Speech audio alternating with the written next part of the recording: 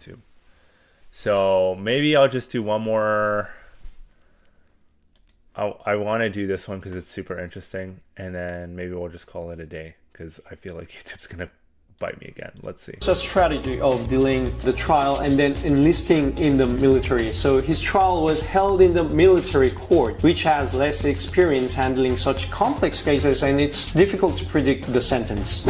Hello, I'm Ji-won Lee, a member of the Korean Bar Association and South Korean lawyer. Currently, I run my law firm in Seoul, operate the lee&law YouTube channel and TikTok channel. And this is really, really interesting because I do want to become a lawyer and do law, so I find this kind of stuff fascinating. As one of the most well-known English-speaking lawyers in Korea, I provide legal assistance to many clients, both Korean and foreign. It is an honor to join Cookie Lead channel, known for delivering K-pop news quickly and accurately. As a legal expert and also a long-time K-pop fan, I'm excited to answer some interesting questions.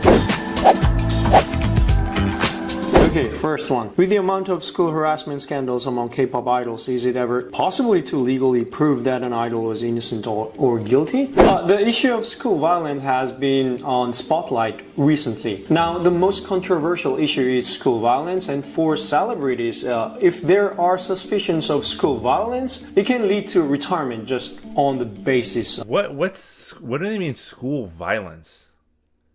What do you mean school violence in relation to K-pop? I'm curious. Of suspicion. Most school violence cases come to light when the perpetrator is known to the public as a celebrity or someone aspiring to be one, and then the victim exposes them. The cases include Soojin and LE SSERAFIM's Kim Garam. Both Soojin and Kim Garam announced the termination of their exclusive contracts and departure from their groups due to the suspicions of school violence. What do they mean school violence? Like, what do they mean by that? What are we talking about when we say this? Like, what are we talking about? Which shows how fatal such suspicions are to K-pop stars. So, how are these suspicions of school violence legally proven? The answer lies in the results notification from the School Violence Prevention Committee. When school violence is brought to the light at the school due to someone's report, the school forms a school violence committee to investigate the truth. If the fact of the perpetrator actions is confirmed, disciplinary action against the student responsible is determined according to the act of school violence, and the police investigation follows if the case is serious. In the case of LE SSERAFIM's Kim Garam, when suspicions of school violence arose. So, like, we're talking about like school bullying? Is that what we're talking about? But aren't these all adults? Like aren't these people adults? Like, what do you mean school bullying? Like in university? Because I really didn't think that'd be a thing as a grown adult, to be completely honest with you. I mean, don't put it above people, I guess. But are we talking about high school bullying? But like, to who? Are we talking to the idols? Because aren't most of these idols adults? So how would they be in school? Watch the K-drama The Glory.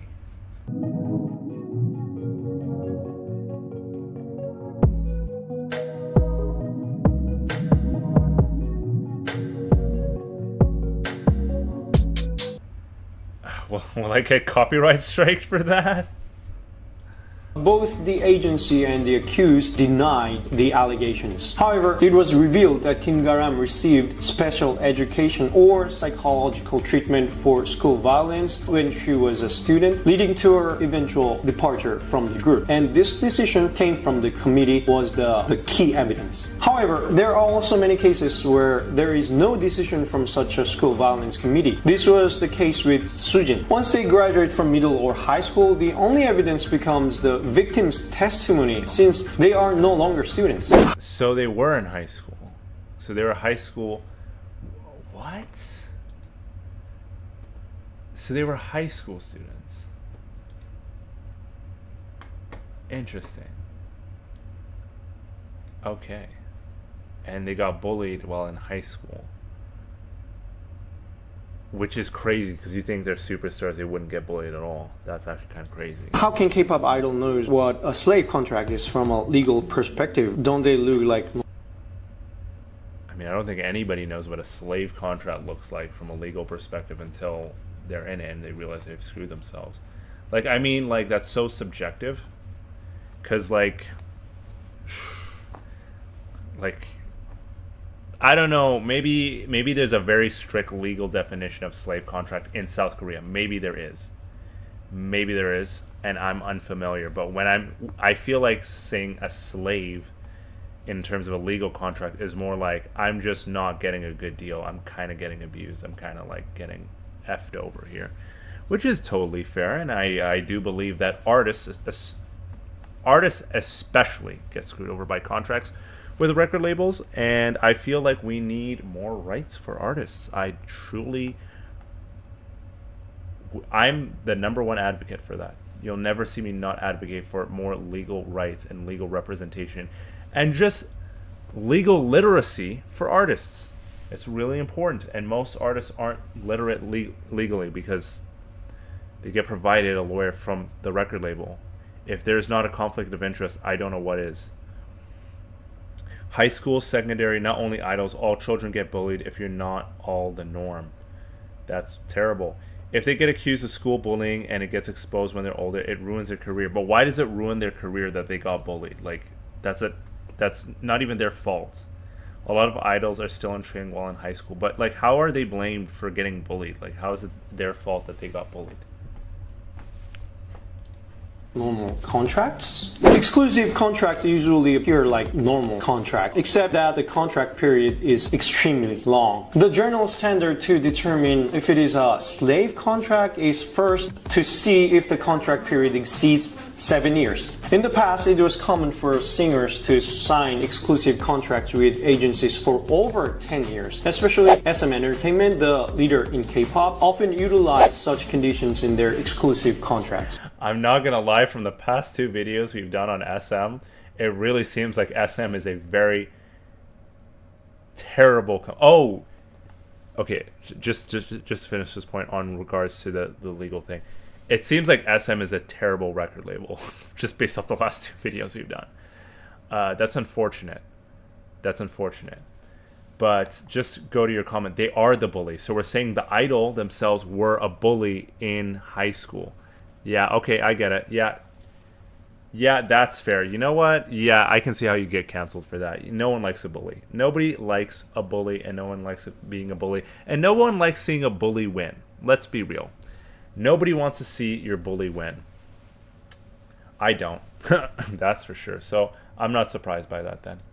However, after JYJ, a member of Dongbang filed a lawsuit against SM Entertainment for voiding their exclusive contract in 2009, there were tremendous changes. Well, the court deemed JYJ's exclusive contract unfair, and as a result, the Korea Fair Trade Commission introduced a standard exclusive contract recommending not to exceed 7 years. However, 7 years is not an absolute standard. Even if it is over 7 years, if profit distribution is fair, or if there is a long preparation period until debut, it can be considered fair. On the other hand, even if the contract period is less than 7 years, if the profit distribution is unfair, or if there are clauses that are only advantageous to the agency, the contract itself can be invalidated. How legal it is for companies to exclude male idols' military service from the duration of their contracts? In short, itself is valid. You might think that if 7 years is the standard, then isn't it eventually going to be 9 years or close to 10 years? But as I said, the 7 years is not an absolute criteria. There are many other reasons to judge whether this contract is valid or not. So if the contract includes clauses that are not unfair to the artist, then the excluding 2 years of military service in their contract period isn't always invalid. The principle is that once the artist and the agency signs the contract, it is valid. It is up to the artist to prove that it is unfair. So if both parties agree to exclude the military service period from their contract period, then it is valid. Why are sasaengs and stalkers in Korea not punished? We interrupt this program to bring you a special report. Midnight.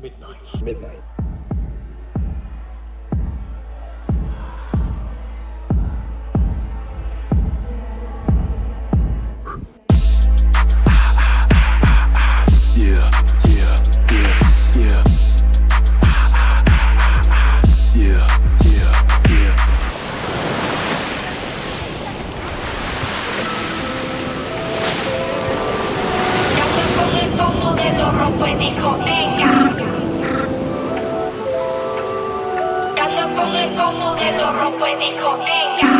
Yeah, you and me. The whole club's flooded, you're the only one I'm watching. Oh, come and see. The bottles in the club got both our bodies talking. That's super interesting. That is actually very, very interesting.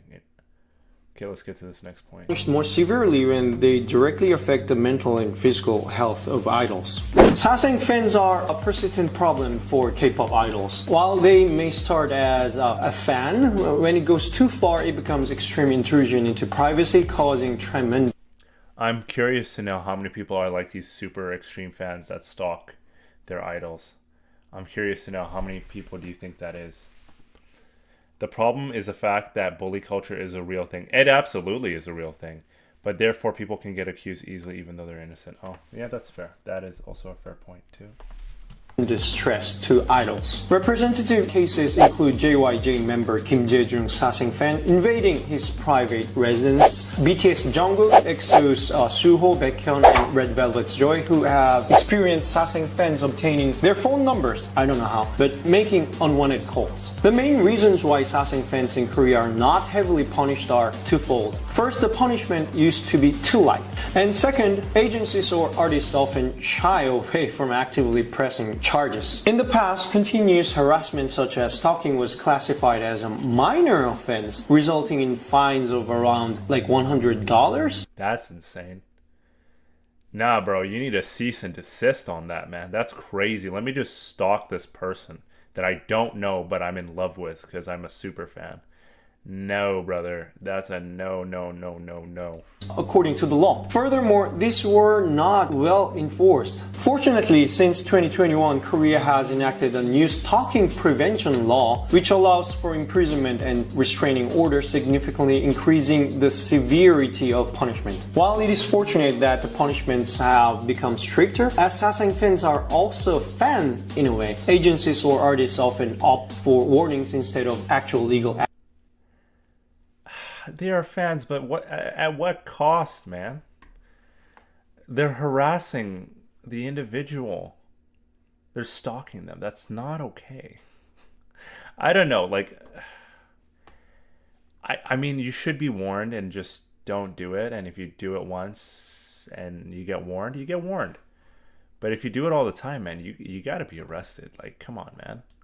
Action. Therefore, while there are still many sasaeng fans, in reality, those who are strongly punished remain few. Living as an idol is not an easy life. Why are substance-related scandals in Korea treated more severely than crimes against other people? Korea is particularly strict on drug crimes. Just being targeted for investigation for drug crimes leads to enormous criticism and pressure to retirement from the entertainment industry. The reason Korea views drug cases as serious crimes can be attributed to the country's law that harshly penalizes drug offenders and its conservative culture. First, Korean law itself severely punishes drug offenses. Even possessing the least addictive marijuana can lead to a 5-year prison sentence for simple possession. What? That is legal in Canada, by the way.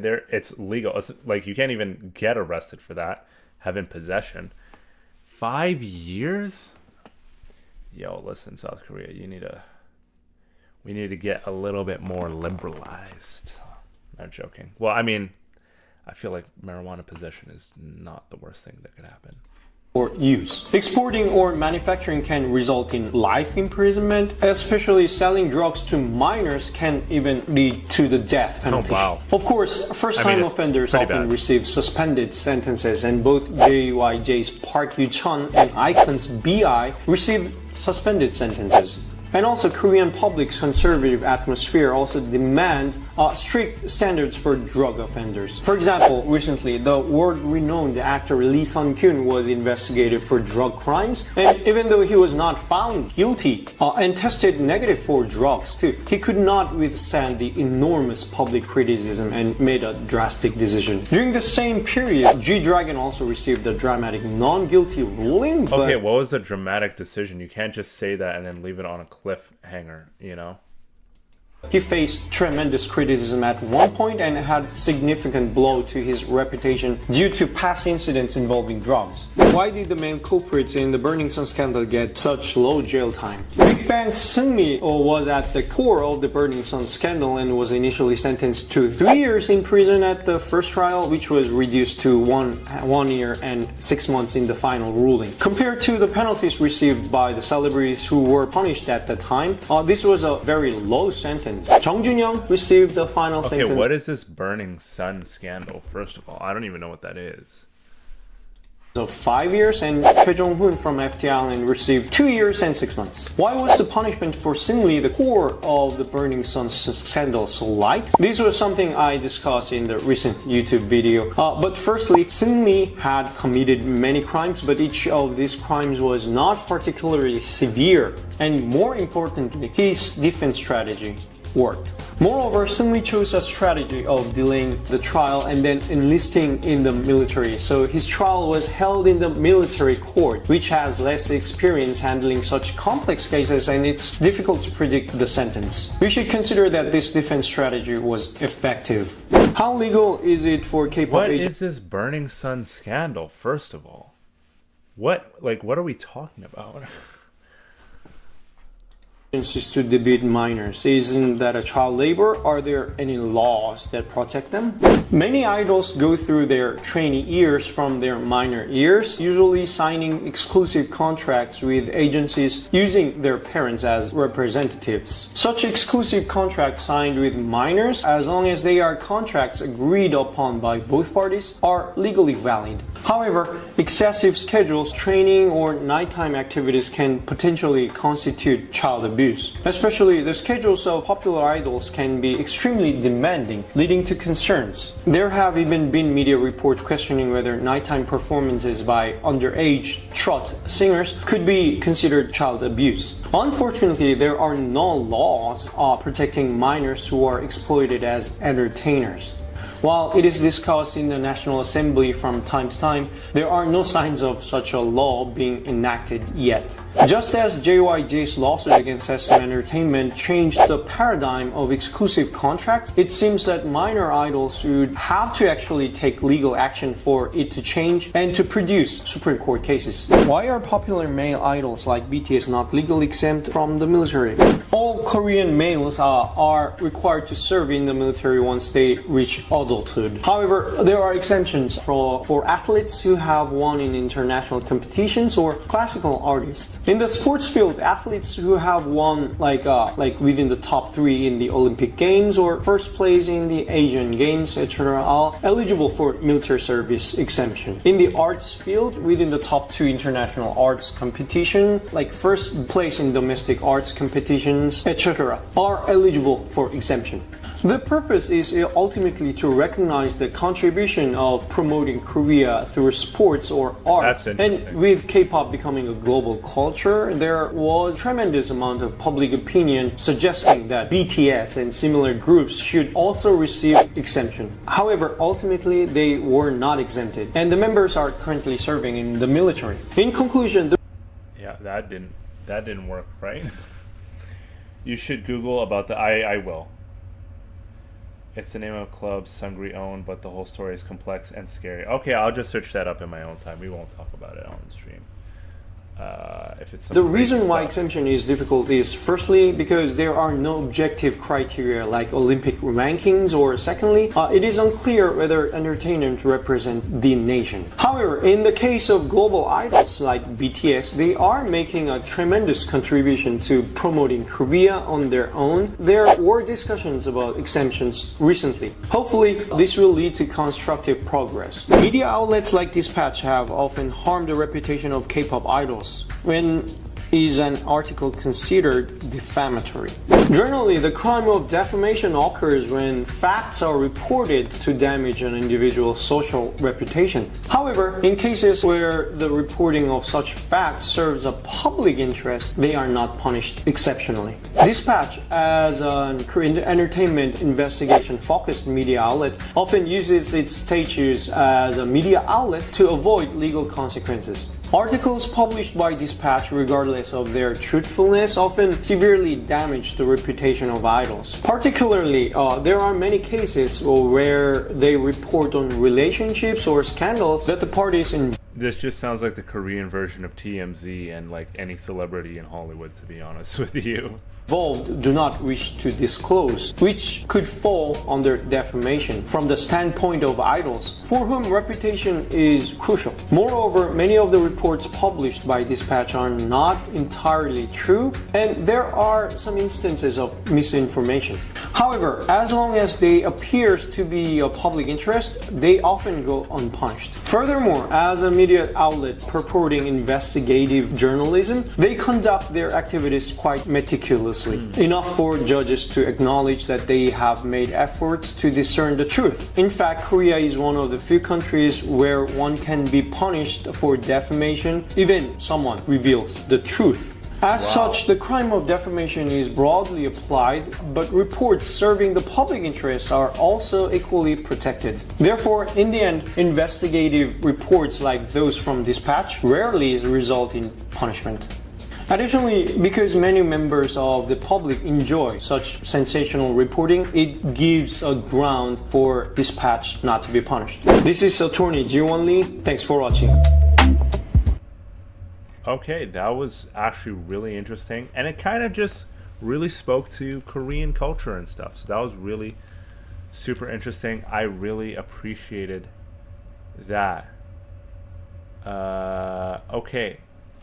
That was great. We had a great stream when we combined the both streams before getting shut down. I really appreciate it, guys. Thank you so much. I have had a really rough day today. But coming on stream and talking to you guys was amazing. And it made my day. I've had a really crappy day today. So this made my day. So thank you so much for that. I hope you guys have an amazing Monday, an amazing rest of your week. I will be here tomorrow with you guys. We'll have a fantastic stream for you. Again, thank you, stay safe, and good night. Cheers, guys. Dance on me, till the keys been right on me.